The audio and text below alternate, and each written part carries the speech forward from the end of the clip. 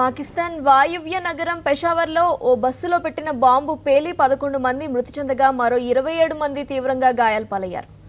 బిజీగా ఉండే సదర్ ప్రాంతంలో ఈ ఘటన చోటు చేసుకుంది. ప్రభుత్వ అధికారులను సెక్రటేరియట్కు తీసుకువెళ్తున్న బస్సునే తీవ్రవాదులు లక్ష్యంగా తీసుకున్నట్టుంది.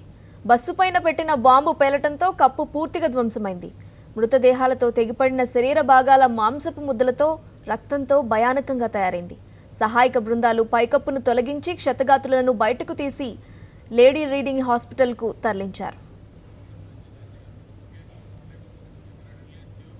ఈ ఘటనకు సంబంధించి మరింత సమాచారం మా కరెస్పాండెంట్ జె శ్రీనివాస్ అందిస్తారు.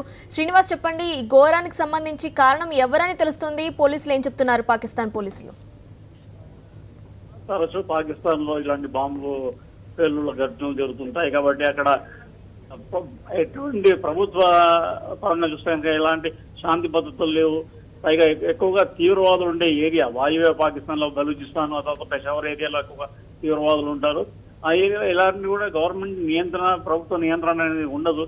ఖచ్చితంగా ఇది తీవ్రవాదుల పని. వాళ్ళు ప్రభుత్వాన్ని ప్రభుత్వ ఉద్యోగుల్ని లక్ష్యంగా చేసుకున్నట్టు కనపడుతుంది. వాళ్ళు సెక్రటేరియట్ కి వెళ్లే బస్సులోనే బాంబు పెట్టారంటే ఖచ్చితంగా వాళ్ళని వాళ్ళు లక్ష్యంగా చేస్తున్నారు. ఆ బస్సు కూడా ఎక్కడికంటే ఒక బిజీ స్ట్రీట్ లోకి వచ్చింది. సదర్ బజార్ ఏరియాలో బిజీగా ఉండే స్ట్రీట్ లోకి వచ్చిన తర్వాత పేలుడు సంభవించింది. అక్కడ సమీపంలో పోలీస్ స్టేషన్ బాలికల స్కూల్ కూడా ఉంది. ఈ సందర్భంలో జరిగిన చూస్తుంటే ఖచ్చితంగా అక్కడ బిజీ ఏరియాలోకి వచ్చిన తర్వాత పేలింది కాబట్టి సహాయక బృందాలు కూడా వాళ్ళని క్షతగాత్రులను బయట తీయడం చాలా ఇబ్బంది కలిగింది.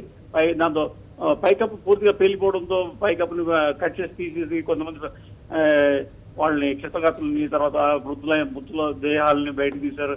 సమీపంలో లేడీ రీడింగ్ హాస్పిటల్ తీసుకెళ్లారు. మొత్తం మీద చూసారంటే ఆ ప్రాంతం అంతా చాలా భయానకంగా తయారైంది. మొత్తం మీద ప్రభుత్వం ఈ ఏరియాని మొత్తం సీల్ చేసేసారు.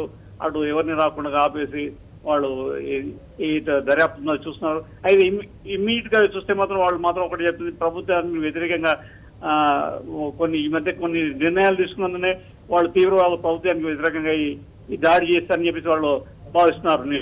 Okay, thank you Srinivas.